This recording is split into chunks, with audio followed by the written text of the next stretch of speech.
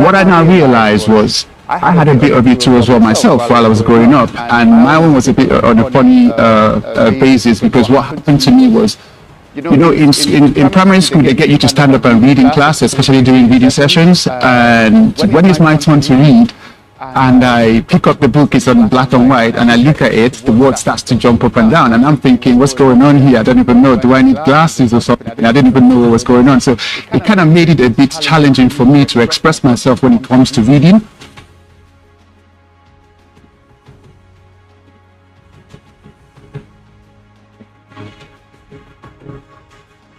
So things started making sense to me when I went back to school, finally. I went to London Southbank University. So during the orientation period, we had this talk. They were talking about people, if you're struggling with school, there's an assessment that you can do, and then if you're diagnosed, they'll give you a free laptop, you get money and stuff like that. I was like, like the typical Niger person, I was like, let me just go and do this assessment and see if I'll get the laptop and get the money. But 2 minutes into the assessment with the psychologist, I just started crying. Like, she was like, Chinelo, she was like, tell me about school in Nigeria. How did you survive? And by the time I started talking, I started crying. And she was like, it's not to cry about what you're struggling. It has a name. It's called dyslexia. And the relief I felt, like, oh my God, Chinelo, this is a name. There's a name for what you're struggling with. You're not. Wow. That relief, I felt like a heavy weight had been lifted off my shoulders. That's why it's so painful to me today. That with all the degrees I acquired, with being a professor of medical parasitology, I could not understand that my daughter had dyslexia. When she got into the UK, they found that her pattern of learning was entirely different from the other children. They changed her pattern of instructions. And my daughter, who was taught to be an ode, in Ezigbo, that somebody who wasn't mentally together, who was to be stupid, was indeed a very bright student. I said to myself, now, when I leave whatever I was doing, then I've transitioned from University of Nigeria into business. I've done business for 31 years, and I was again transitioning, and I said to myself, when I transition eventually, I was going to now face and then create an awareness for people to understand what dyslexia is. I put together a team made up of eminent Nigerians to join me in the popularization of dyslexia. I'll start with Ambassador Ozo Mubu. Ozo is a retired ambassador who retired from his last post in Mozambique. He brings up a wealth of experience with his all-musical ability. He brings in strength. He brings in his sagacity. I have Dr. Mrs. Oranica, who is an expert in dyslexia, and she works in America. She retired from teaching and handling children in the US. I have Mrs. Aramation. She studied, she teaches, she handles dyslexic children. For years, she has built a wealth of knowledge around dyslexic children and can identify and prefer methodologies for overcoming it.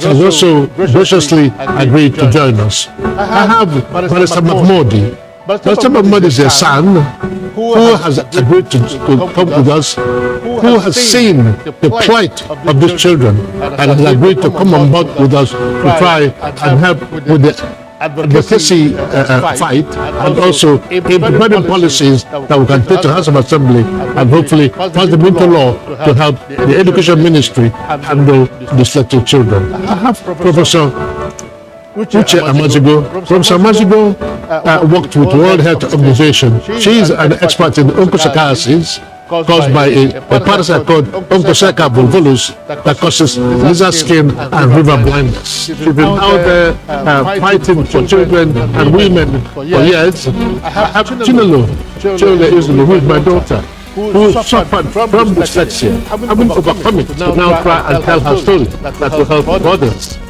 Other members of trustees of the foundation, Brian Ezigbo, who is a seasoned data professional with experience across compliance, operations, and healthcare analytics, brings a strong analytical and strategic perspective to the work of the foundation. Mrs. Ebube A. Onwuka is a seasoned and committed advocate for children.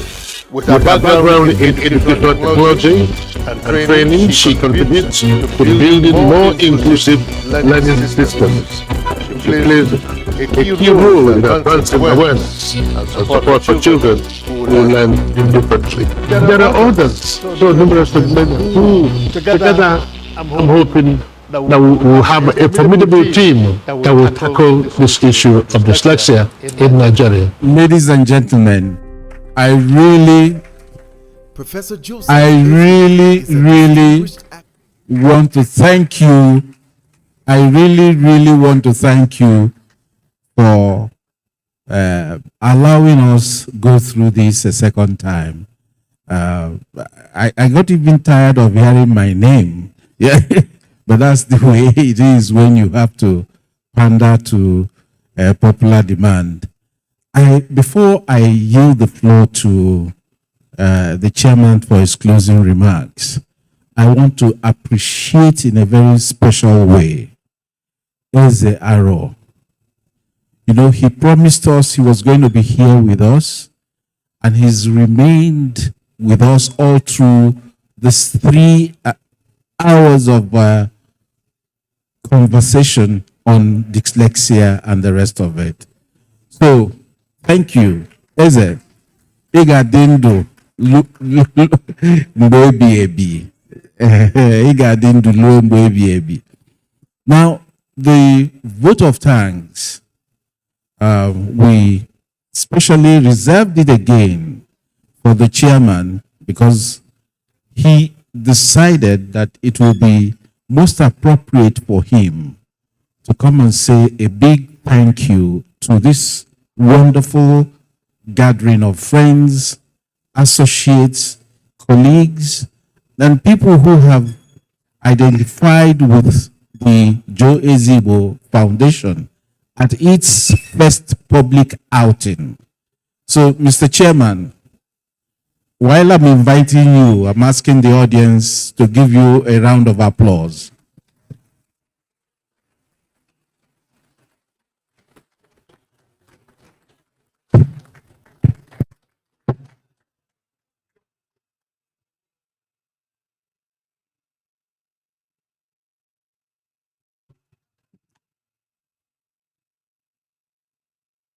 If you're sure you're going to have difficulties holding your mic to, let me ask one of the beautiful ladies to come and hold it for you.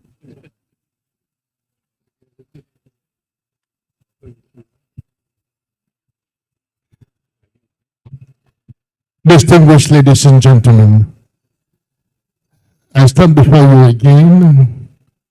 When you say vote of thanks, I'll tell you one thing that comes straight to me. I've enjoyed this evening, and I'll tell you why. Particularly for the simple reason that after the first wave of presentations, I was out there, and I met with a lady, a beautiful lady, and she made my day, my entire day. And I'll tell you why she made my day. We were talking, and she said to me that my son, my last son, is now learning a trade because of learning disabilities. And I stood rock still listening to her. And I said to her, we will talk again. I asked my peer to give her my number for one simple reason. One of our sons is working with me at the moment. But what is important here You see, I tell people in my life that when you wake up, it becomes your day. If you wake up in the morning, it's your morning. If you wake up in the afternoon, it is your morning. If you wake up 6 in the evening, it's your morning. What does that mean? Can we tweak it around for that child? Yes, we can. And because what will happen next when I talk to her, I want that child to come to me. And if I have to send her back to school, I will do that. Madam, like I said to you, it is not a problem. I will take him up, and today I will give him a scholarship.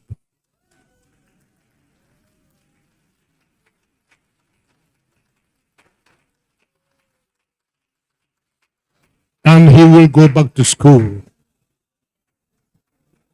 to become that which God has made him to be. Because it is not his fault. And it is not yours. It is our society. That, ladies and gentlemen, is the joy I have today. For all this meeting, that is the only thing in a way today. That here is a mother who fought like me.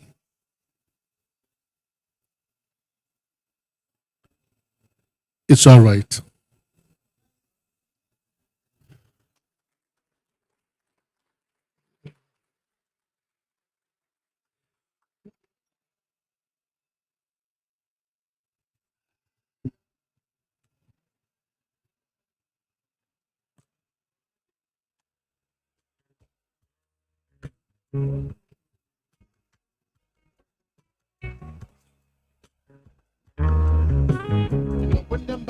When the ambassador was talking about His Eminence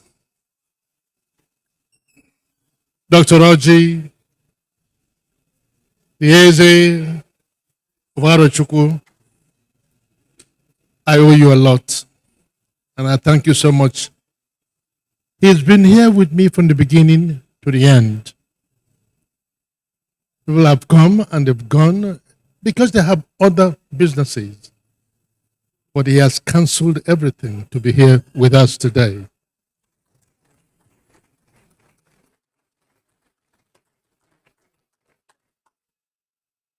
There's something I would have wanted to go into, but I can't. A gentleman here, Mr. Eric Idiahi, he's still here with us. Here is the man who lives in the air.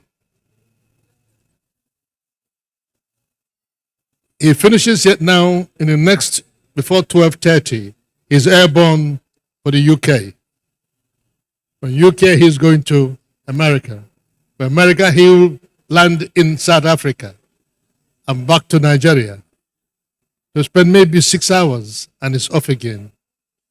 Ladies and gentlemen, we are here today because Eric Idiahi made it possible. But I'll leave that story for another day.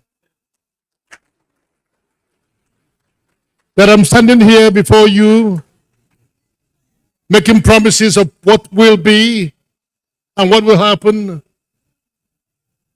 Eric may not understand, but he made it possible. Thank you, Mr. Idiahi.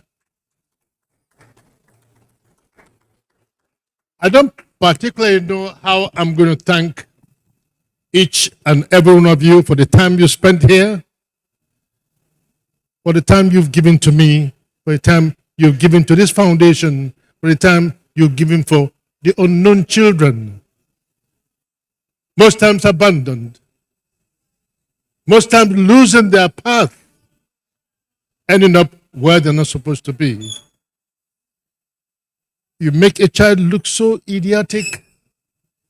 Most of them end up in many things. Drug pushers, you just name it. And we lose a beautiful child for no fault of hers or him, and no fault of ours, because we lack the knowledge, we don't understand. So, ladies and gentlemen, I thank you again. As we draw this memorable evening to a close, it is my singular honor and privilege, on behalf of the Board of Trustees and the entire team of Ezigbo Foundation, to offer my and our most heartfelt vote of thanks to each and every one of you who have raised this historic occasion. Your presence here tonight is not merely attendance at an event. It is a powerful expression of solidarity with a cause that touches the lives of countless children and families, ensuring that every child, regardless of learning differences, has a fair opportunity to learn, grow, and fulfill their God-given potential. We are deeply grateful to our distinguished guests, leaders of governmental representatives of educational institutions, members of the media, friends and well-wishers who have taken the time on their demanding schedules to identify with the vision and mission of this foundation. Permit me to express special appreciation to the members of our Board of Trustees and advisory team whose wisdom, encouragement, and steadfast support have helped shape the direction and aspirations of the Ezigbo Foundation. Their commitment gives us confidence that this vision will endure and flourish. To our strategic partners in government, schools, professional community, and civil society, we thank you for your openness and willingness to walk this journey with us. The challenge of dyslexia, awareness and intervention cannot be addressed by any single institution acting alone. It requires collaboration, patience, and a shared sense of purpose. Your partnership is therefore not only valued, it is indispensable. We are also profoundly grateful to those individuals and organizations who have already stepped forward with financial and material support. Your generosity is a strong affirmation that this mission resonates far beyond this room. I wish to assure you that the Ezigbo Foundation holds the trust in the highest regard. We are firmly committed to ensuring that every contribution entrusted to us translates into meaningful impact in the lives of the children we seek to serve. Tonight marks only the beginning of a journey. The true work lies ahead in raising awareness, in supporting teachers and parents, in screening children early, and in creating cultural relevant learning tools that will help children with dyslexia thrive within our educational system. With your continued encouragement and partnership, we are confident that this foundation will contribute meaningfully to building a society where learning differences are understood, where children are supported rather than misunderstood, and where every child truly has a chance in life. As you depart from your respective homes and stations this evening, we pray that the Almighty God will grant you safe journey and abundant blessing in all your endeavors. May the spirit of compassion and shared responsibility that brought us together tonight continue to guide our collective efforts in days ahead. On behalf of the Ezigbo Foundation, I thank you all for standing with us. I thank you all because I know and I realize and I believe that the foundation has come to stay, that whatever we intend to do has already been done in the spiritual, and that we are only waiting to activate and see it happen in the physical. I'm living here today knowing that if nothing has happened, for you to have come here, 200 and plus something people to come and listen to us, means that we have a message. Means that we've struck the right chord. Means that we're on the right track. Means that whatever we have set out to do starts today. So, distinguished ladies and gentlemen, we have a job to do. We are starting with our first patient. Not a patient, but somebody who's been misunderstood for a long time. But today, with you standing beside me, we'll pull him out from where he is and start him on a new trajectory. And by the end of the day, he will have a beautiful story to tell about Ezigbo Foundation. Thank you, distinguished ladies and gentlemen. Thank you so much. Thank you. And as you go home, may the Almighty Jehovah lead you home in peace, get you home, and to meet those you left behind in sound health. And once again, I thank you. Thank you.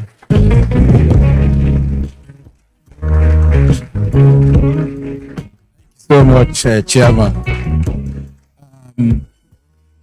As I think with his vote of thanks, this occasion has come to a close.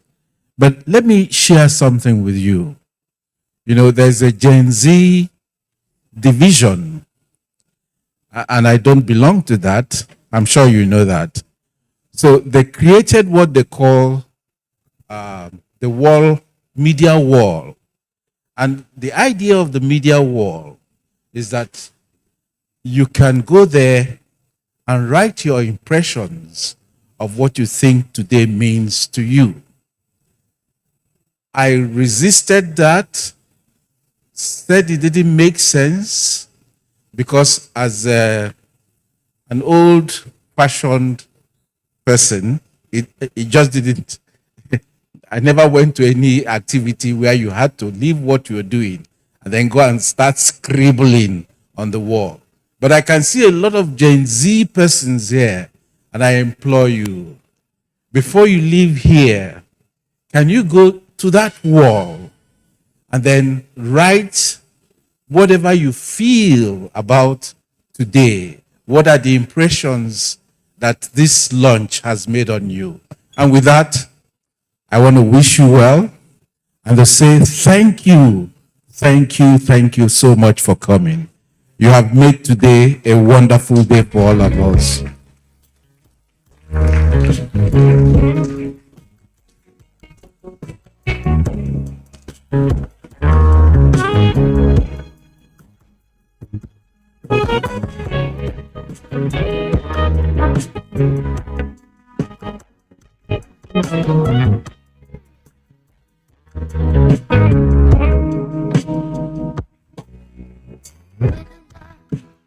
Over my ears, I guess I shed a tear. Myself time and time again, this time I'm gonna win. Well, I never find things ain't right. I'm losing again. Take a fool and lose twice. Start all over again.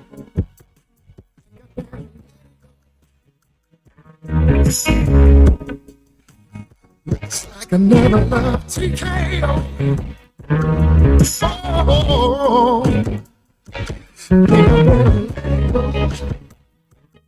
what you think about it, girl?